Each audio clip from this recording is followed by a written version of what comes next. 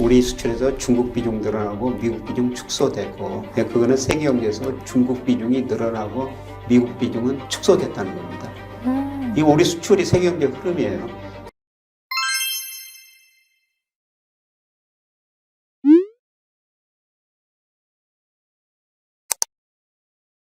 자, 그러면요. 이제 수출 동향 품목별로도 자세하게 한번 확인을 해볼까요? 품목별로 산업통상부 자료 보면 그달 얼마나 됐는지 나오는데요. 여기서는 제가 장기 추이를 보기 위해서 그냥 추이를 그래프로 하나 그려놨는데요. 네. 이 그래프 보면은 우리 수출 비중에서 제일 빨리 늘어나는 게 반도체예요. 반도체 비중이 아직 19% 정도 차지하고 있습니다. 네. 올 10월까지 19.3인데요. 작년 19.9%에서는 조금 낮아졌어요. 그런데 반도체가 절대적으로 우리 수출 비중에서 굉장히 높죠. 네, 이렇게 비중이 높은데 요즘 업황이 그렇게 좋지 않은 것 같아서요. 근데 장기적 추세로 보면은 우리가 저 반도체 회사를 가지고 있기 때문에 미국이나 중국도 우리한테 함부로 못 하거든요. 이 반도체가 없으면은 모든 산업이 거의 중단돼서 산업이 쌀이라고 하지 않습니까? 네. 저는 뭐 이런 의미에서 고 이병철 회장이 정말 큰 일을 했구나 이런 생각이 들어요. 삼성이 처음에 반도체 만들 때 내부에서 반대했고 특히 좀 미국, 일본 사람들이 너네가 무슨 반도체를 만들어 그랬는데 이렇게 크게 성장했지 않습니까? 맞아요. 그래서 반도체가 이렇게 비중이 크게 증가했고요. 올해 좀 안 좋습니다. 근데 절대적으로 우리 수출에서 거의 20%를 차지하고 있다. 그럼 반도체가 증가한 만큼 다른 거는 또 비중이 감소했을 거 아니에요. 그렇죠. 가장 감소한 게 선박이에요. 이 선박 비중이 한때 11% 정도까지 갔거든요. 옛날에는 선박이 우리나라를 좀 약간 주도하는 산업이었는데요. 그렇죠. 그런데 올 10월까지 보니까 2.5%로 낮아졌어요. 그러니까 큰 선박 경기를 보니까 네. 일본에서 우리나라로 왔다가 중국으로 가버린 거거든요. 그래서 우리 선박 비중이 2.5%로 많이 낮아졌죠. 그런데 최근 제가 울산 강의하러 몇 번 가봤었습니다만은 조선 회사들 표정이 굉장히 밝더라고요.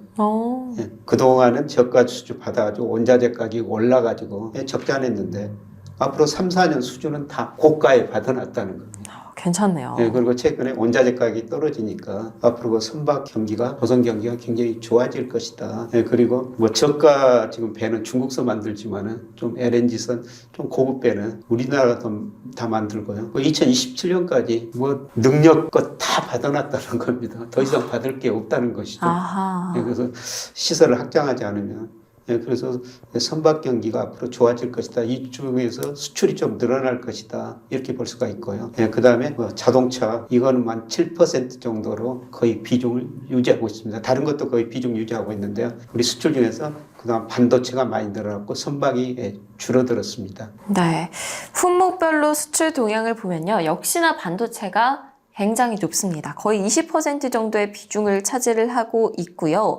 그 다음에 선박, 자동차는 각각 3%, 7% 정도를 차지를 하고 있는데 이 조선업이 최근에 많이 비중이 줄어들기는 했지만 앞으로 좀 빛을 좀 발할 수 있을 것이다라고 기대가 좀 되고요. 자동차는 계속해서 비슷한 비중 유지하고 있다라는 점도 짚어주셨습니다. 그러면 지역별로 비중도 확인을 해봐야겠는데요. 이게 이제 전 세계 단위인 거죠? 그렇죠. 우리 경제를 세계 경제 풍량계다 탄광소의 카나리아다. 저는 우리 수출을 보고 어디 나라 경제가 상대적으로 좋고 나쁜가 그걸 판단하는 겁니다. 근데 장기적으로 보면은 중국 경제가 그동안 좋았었죠. 우리나라 중국 수출 비중이요. 2000년에 10.7%였습니다. 네. 그런데 2022년 거의 26%까지 올라간 거예요.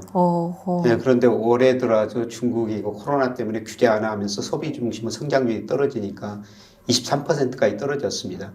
그런데 아주 장기적으로 보면 중국 비중이 2000년 10.7에서 작년에 25.9%까지 늘어났다는 것이죠. 대신 미국 비중은 최근에는 늘어났지만 장기적으로 낮아졌어요. 네. 그래서 미국 비중이 2000년에 21.8%였거든요. 그런데 한때 거의 12%대까지 떨어진 적도 있었어요. 네. 근데 최근에 미국 경제가 좋아지면서 15.8%로 미국이 늘어났습니다. 장기적으로 보면은 우리 수출에서 중국 비중 늘어나고 미국 비중 축소되고 그거는 세계 경제에서 중국 비중이 늘어나고 미국 비중은 축소됐다는 겁니다. 이 우리 수출이 세계 경제 흐름이에요. 예를 들어서 중국이 세계 GDP에 차지하는 비중이 2000년에 2%였어요. 네. 근데 작년에 보니까 18%까지 늘어나 버렸고요. 미국은 31%에서 세계에서 차지하는 비중이 24%까지 줄어들었다는 겁니다. 그래서 우리 수출 보면은 세계 경제 어디가 빨리 성장하고 어디가 덜 성장하느냐 알 수가 있다는 것이죠. 네. 그리고 장기적으로 보면은 미국 비중 축소고 EU 비중은 지속적으로 축소되고 있어요. 그런데 우리 수출에서 제일 빨리 늘어나는 데가 아세안이라는 겁니다. 네. 아세안이가 베트남, 인도네시아, 태국 이런 나라인데요. 이 수출 비중 보니까 2000년에 11.7%였어요. 근데 올해 보니까 18.5%로 거의 19%에 접근해 가고 있어요. 이 의미는 뭐냐면은 아세안 경제가 그만큼 빨리 성장하고 있다는 겁니다. 이거는 우리 경제에 아주 다행스러운 일이에요. 그래서 우리가 앞으로 EU, 미국 비중은 축소될 텐데요. 가장 빨리 늘어나는 데가 아세안 경제다. 이쪽이 소득이 늘어나면서 계속 우리 상품과 소비에 갈 겁니다. 네. 수입에 갈 거예요. 그래서 우리가 아세안 쪽으로 수출을 많이 늘려야 된다. 다른 측면에서는 아세안 경제들이 그만큼 높은 성장을 한다. 그래서 저는 장기적으로 이런 거 보고 국가별 주식 투자도 비중을 좀 보는데요. 네.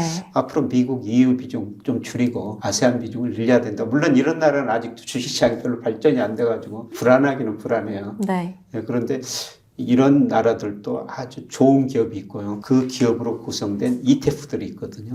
멀리 내다보면서 우리 수출 보면서 이 나라들은 계속 빨리 성장하구나. 주식도 이런 나라에 또 관심을 가지셔야 된다는 겁니다. 네.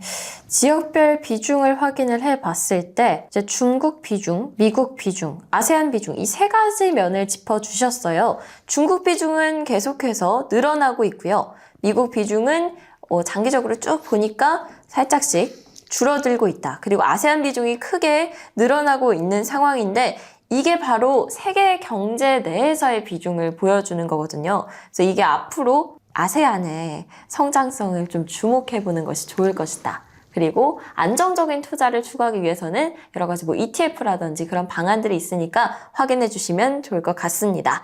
자, 그러면 수출 그리고 주가 이게 어떤 관계를 가지는지 정리를 해보면 좋을 것 같아요. 네, 앞서 제가 우리 GDP 중 수출이 차지하는 비중이 44%나 되니까 네. 절대적으로 우리 경제는 수출에 의존한 나라다. 수출이 증가하면 우리 경제 성장이 기업이 증가하면 주가도 오른다. 근데 수출 중에서도 실제로 일하는 날에 우리 기업들이 얼마나 수출했느냐 이걸 일평균 수출 금액이라고 그러는데요. 이 일평균 수출 금액하고 우리 코스피가 상관계수가 0.86 거의 같은 방향으로 움직인다는 것이죠.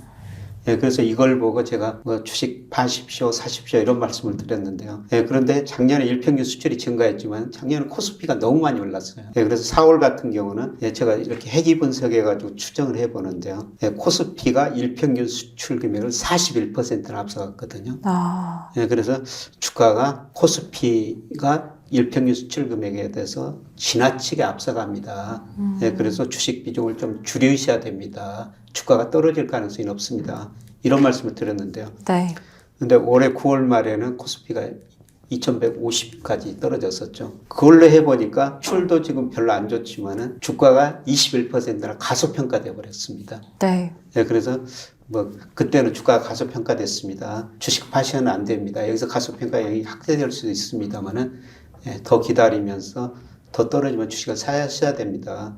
2150까지 떨어졌던 주가가 최근에 2500 근처까지 올라왔죠. 네. 그런데 2500까지 올라와 버리니까요. 거의 가소평가가 다 해소돼 버린 거예요. 그래서 지금은 주식 비중을 적극적으로 늘릴 시점은 아니고요. 지금은 조금 더 지켜보면서 조금 더 또 가소평가량이 심화되면은 주식 비중을 더 늘려야 될 것 같습니다. 네. 자, 수출과 주가의 관계 굉장히 높습니다. 상관계수가 거의 0.86 정도로 가까운데 지난해에는 좀 지나치게 과대평가돼 있다라고 확인을 할 수가 있어요. 코스피가 좀 과대평가가 돼서 지금은 매수할 시점이 아니다라고 얘기를 해주셨는데 올해 9월 들어서 좀 과소평가가 되기 시작했어요. 근데 이게 더 떨어질 수가 있기 때문에 지금 비중을 엄청나게 늘려가기보다는 이 과소평가 정도가 심화가 됐을 때 좀 더 매수를 하는 타이밍이 올 것이다 라고도 짚어주셨습니다. 그러면 앞으로의 전망은 어떤가요, 교수님? 지금 일평균 수출 금액이 전년 동월에 비해서 9월까지는 증가했거든요. 지금 10월에 감소했고, 지금 오늘 발표했던 11월 데이터 보니까요. 무려 11.3%나 감소해버렸어요. 네. 수출이 지금 안 되고 있다는 것이죠. 그래서 이게 제가 내년까지 뭐 전망을 해보면요. 월 평균 수출 금액이 24억 달러 정도 나오거든요. 월 평균 수출이, 일평균 수출이 24억 달러 평균 이 정도 된다면요. 이걸로 계산하면 적정 코스피가 한 2,429 정도, 뭐 이 정도 나옵니다. 네. 그래서 일평균 수출만 보면은 적정 주가는 한 2,400 좀 넘는다.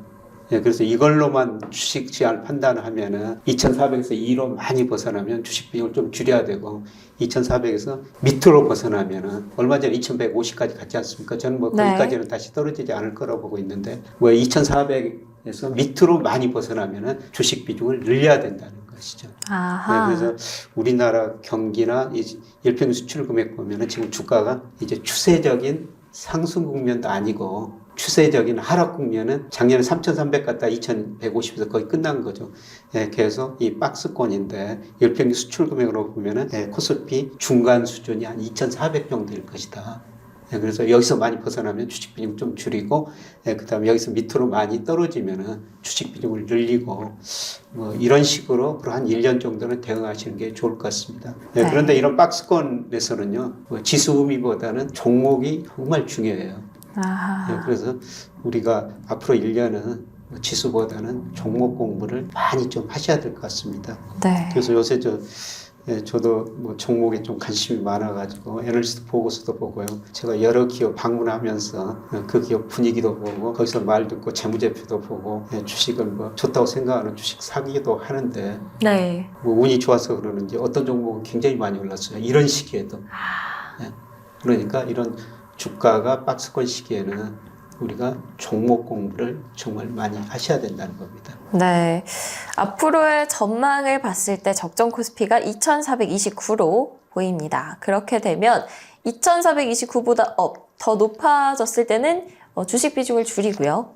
더 낮아졌을 때는 비중을 늘리는 방식을 취하면 될 것 같고 앞으로 계속해서 박스권 장세가 이어질 것이기 때문에 지수보다는 종목 공부를 조금 더 많이 해나가는 것이 중요해질 것이다 라고도 짚어주셨습니다. 자, 이번에 수출 그리고 주가와의 관계에 대해서 알아봤는데요. 오늘의 퀴즈 확인해 봐야겠죠? 오늘의 마지막 질문 무엇일까요? 우리나라 수출 제가 지역별 국가별로 말씀을 드렸습니다만은 미국, 유로, 그 다음에 중국, 아세안 지역 크게 이런 지역으로 나눠서 발표했는데요. 우리나라 수출 비중이 최근에 가장 빨리 늘어난 지역은 어디일까요? 네. 미국, 중국, 아세안, EU 이 네 가지 지역들 중에서 어디 비중이 가장 높아지고 있는지 하나 선택해서 적어주시면 됩니다. 저희가 댓글창에 링크 넣어놨으니까요. 거기 들어가셔서 답변 달아주시면 감사하겠습니다. 많은 참여 부탁드리고요. 참여해주신 분들께는 3분 추첨해서 선물 드릴 예정입니다. 네, 그럼 교수님 오늘도 감사합니다. 수고하셨습니다. 고맙습니다.